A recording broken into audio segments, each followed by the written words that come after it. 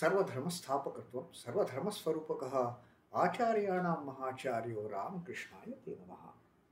O establisher of all the faiths, embodiment of all the religions, the greatest teacher among all the teachers, O Sri Ramakrishna, my salutations to you. Namaste, pranam. Have the attitude of a child towards its mother. Be the kitten. Take up the attitude of kitten towards its mother cat. Like Sri Ramakrishna told us, what a kitten does. Kitten only knows how to mew when it needs something. The moment the mother cat listens to her kitten's mew, mew, mew, mew sound, she comes rushing to the kitten and whatever she bests for the kitten, she does it. Sometimes she puts the kitten into the kitchen, sometimes she puts the kitten onto the master's bed. It is all her understanding of the kitten's needs. She knows what kitten needs. She knows the best. And Sri Ramakrishna says, just get into that attitude, be the kitten. And the importance of surrendering oneself to the mother. Mother, after all, is the greatest of the things in this world. He had given the example of the son of the maid servant even. The maid servant's son is fighting with the son of the master, and what he says, don't fight with me, I will tell my mother. I have a mother. Now maid servant may not have any say in the master's house, but for her son, his mother is everything in this world. He says, I have a mother. Have that attitude, have that strong affection towards mother, have that strong confidence in mother, have that strong faith in mother, and mother will take care of the kitten in all its requirements. So that was Sri Ramakrishna's advice to Sri M. And now there is another day. It is October 23rd, October 10th, 1883, and Sri Ramakrishna has come to others' house, and there are other devotees also. Among other devotees, there is the father of Sri Balram. Balram's father is a Vaishnavite and very orthodox for that matter. And as Sri Ramakrishna's nature, looking at the tendency of the devotees who have gathered to listen to his nectarine words, his teachings take the shape suiting to the requirement of those devotees. If there is some devotee who is a very strong orthodox Vaishnava, Sri Ramakrishna's teachings are, come out of that orthodox mentality, come out of that orthodox attitude of thinking only my views are correct, others' views are not correct. Accept that the Brahman can be everything in this universe. And then Sri Ramakrishna starts talking to these devotees in the same context here, specifically addressing to Balram's father. Now Sri Ramakrishna says, he talks to Balram's father, don't read books anymore, but you may read books on devotion, such as the life of Chaitanya. Sri Ramakrishna knows he is a Vaishnava devotee. He is a devotee of Chaitanya. So Sri Ramakrishna encourages him in his old age to start reading the books of the devotion, the books life of Chaitanya, and get to know more about the devotional aspects of the life of Sri Chaitanya, rather than reading some other books which have no spiritual value. And then Sri Ramakrishna says, the whole thing is to love God. What is required in a life, in human being's life, is to love God. That is the only thing that is required. The whole thing is to love God and taste His sweetness. Love God and taste the sweetness. Don't leave that sweet juice just lying there. The sweetness of God. Taste that sweetness of God and get imbued into that sweetness of God's Spirit. He is sweetness and devotee is the enjoyer. Initially, when the devotee starts the practice, the sadhana of devotion, he may not be deeply involved in it. He may not get deep into that practice. But slowly, as the devotional practices, the devotee increases. He gets into it and he gets so much fond of those devotional practices that the devotee always wants to taste the sweetness of God. Then it is no more a bitter practice, chanting the name of God, singing the glories of the God, meditating upon my God, my mother. It is no more cumbersome, it is no more painful, it is no more, oh, what kind of thing I am doing. Then it is a sweet experience. Then the devotee starts enjoying the sweetness of the God, the sweetness of the mother. The devotee drinks the sweet bliss of God.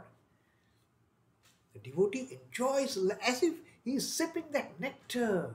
He enjoys sipping the bliss of God.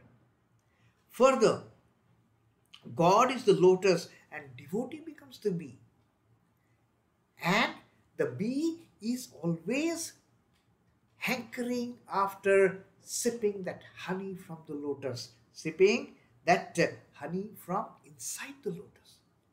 The bee will get trapped into the lotus and start enjoying that sweet honey. That is what Sri Ramakrishna says. Once the devotee starts the devotional practices, the devotee will not abstain himself or herself from sucking and sipping and enjoying the sweetness of the devotional fervor. That much is the addiction, that much is the one single pointed devotion the devotee gets into. As a devotee cannot live with God, same is the thing with God also. Sri Ramakrishna says, as the devotee cannot live without God, so also God cannot live without devotee. The attraction is mutual. The attraction is complementary. The devotee loves God.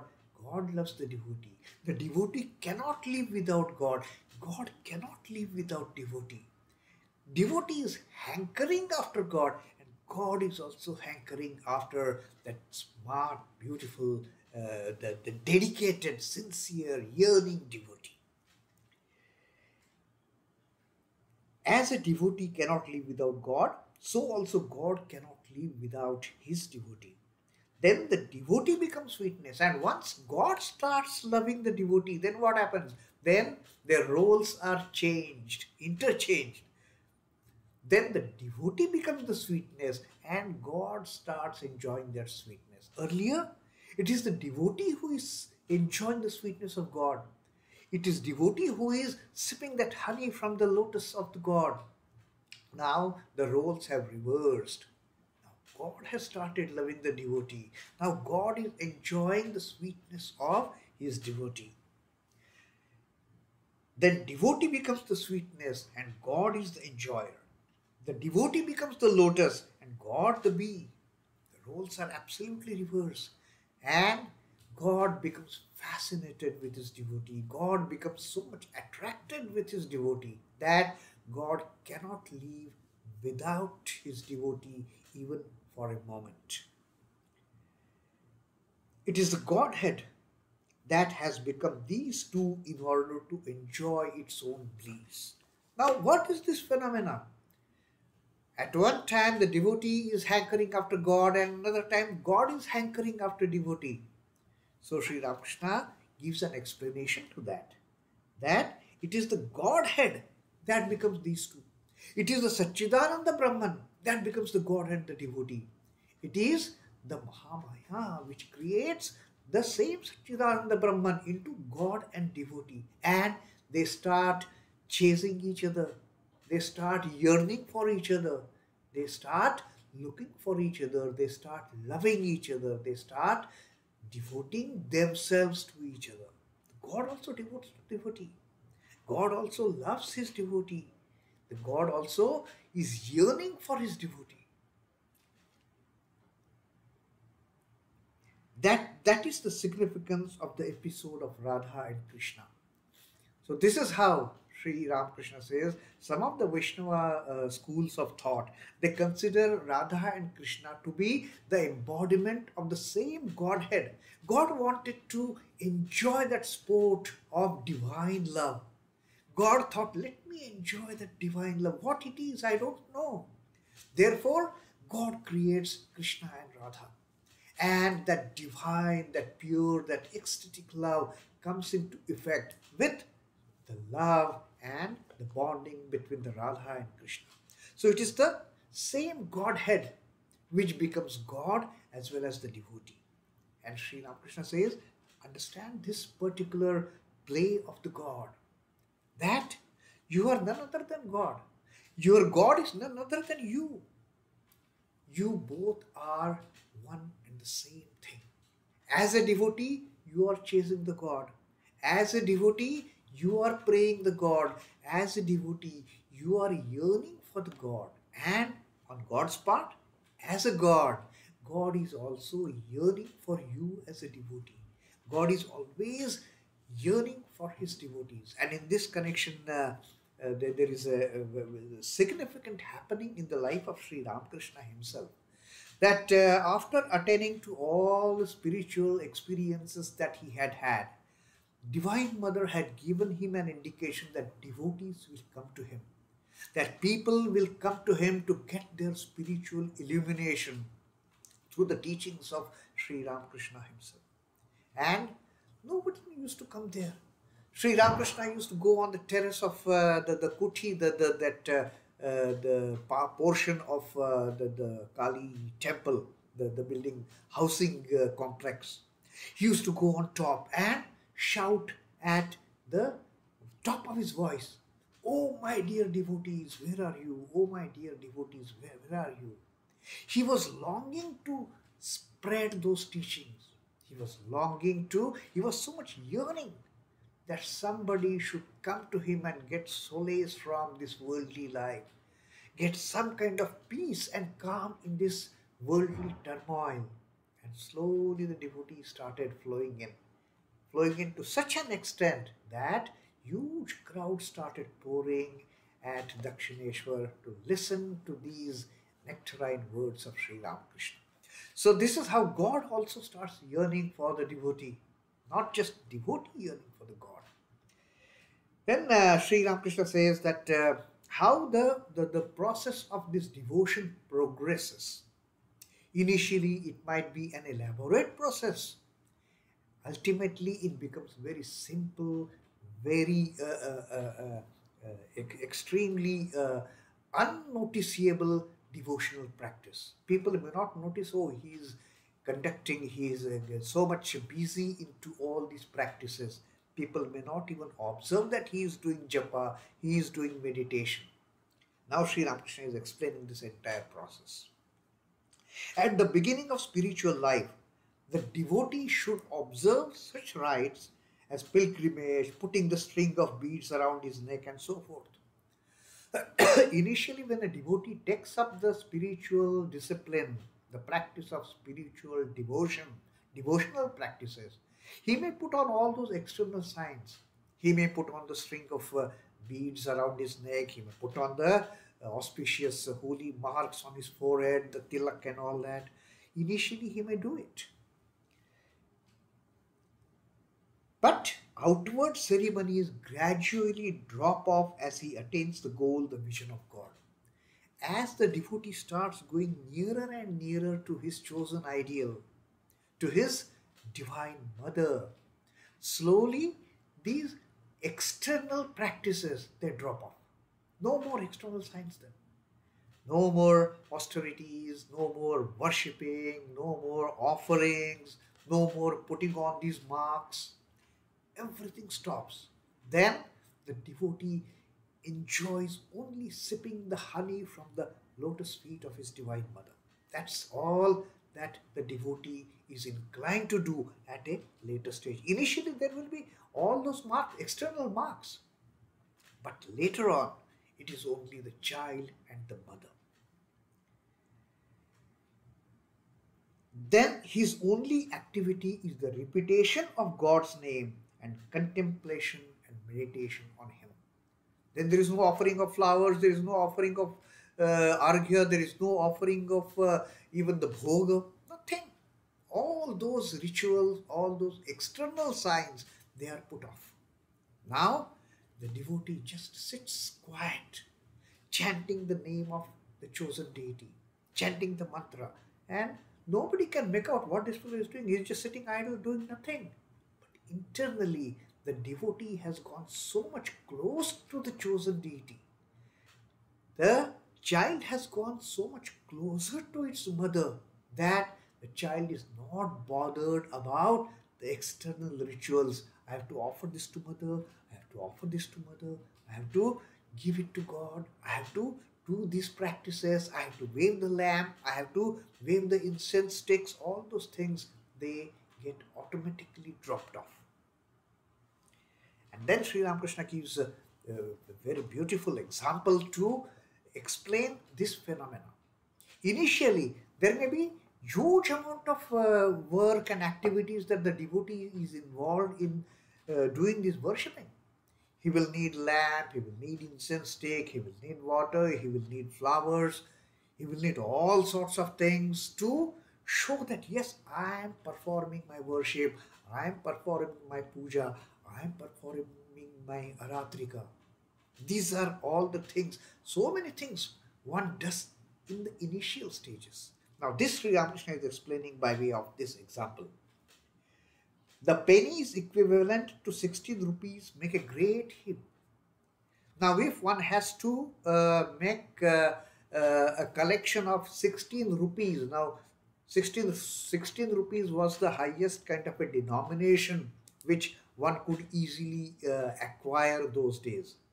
Each rupee was say 100 pennies. So if one had to acquire 16 rupees, one had to acquire 16 into 100, 1600 pennies, and that would be such a big volume. If one has to accumulate 16 rupees in the form of single penny, one has to accumulate huge amount of single pennies, 1600 pennies to make 16 rupees. So this is what happens during the initial phases of the spiritual practice of the disciple, of the devotee. The penny is equivalent to 16 rupees make a great heap, but 16 silver coins do not look such a big amount. But instead of single penny, if somebody just takes a single rupee coin, a silver coin, all one has to do is just take 16 coins and your heap of 16 rupees is ready. Now you don't need that huge pile of 1600 pennies. 16 rupees, this is the pile of 16 rupees silver coins, and that's the end of it. I don't need to bother about gathering all those 1600 pennies. I've got these 16 1 rupee silver coins. Then, as further the spiritual practice progresses, even those 16 coins, individual coins, they go off. Now Sri Ramakrishna says that again the quantity becomes much smaller when you change those 16 rupees into a gold muhur. 16 rupees comprise of one gold muhur, one gold coin. That gold coin is 16 worth, one gold coin is worth 16 rupees. As you progress on your spiritual path, now you don't even need those 16 silver coins. Just one gold coin, sufficient. One gold muhur equivalent to those 16 rupees is sufficient for you to carry with you. You don't have to carry anything. Nobody can see you. Oh, what you are carrying. Now you are not carrying those 1600 pennies. Neither you are carrying 16 silver coins. Now, a very simple and smart and handy one gold muhur you have with you, which is the value of that 16 rupees. Further, Sri Ramakrishna says, as further you go, and if you change the gold into a tiny piece of diamond, people hardly notice it. The same gold muhur, at least people will see, oh, this is the gold muhur here. This is the gold muhur equivalent of 16 rupees. Now that gold muhur you exchange for a tiny piece of a diamond, a sparkling diamond, which is equivalent to 16 rupees. Not even a speck of that equivalent to that gold mohur. Just a fraction. Just a small particle of the diamond equivalent to 16 rupees, and nobody would notice. Nobody would note. At least gold more people would see, oh, he's carrying that gold more which is worth 16 rupees. If you are carrying 16 silver coins, people will easily notice. If you are carrying 1600 pennies, people would more easily notice, oh, he's carrying 1600 pennies, 16 rupees. Oh, he's carrying 16 silver coins. He's carrying 16 rupees. Oh, he's carrying a gold mohur. That is 16 rupees. But a tiny piece of a diamond worth 16 rupees goes unnoticeable. And Sri Ramakrishna says this is what happens with the devotional practices of the devotee as he progresses forward and forward and forward on the spiritual journey. All those external implications, they just drop off.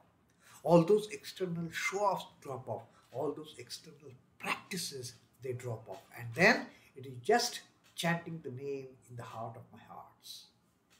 Om Namah Shri Bhagavate Ramakrishna. Sri Ramakrishna Arpanamastu. Jai Thakur, Jai Ma, Jai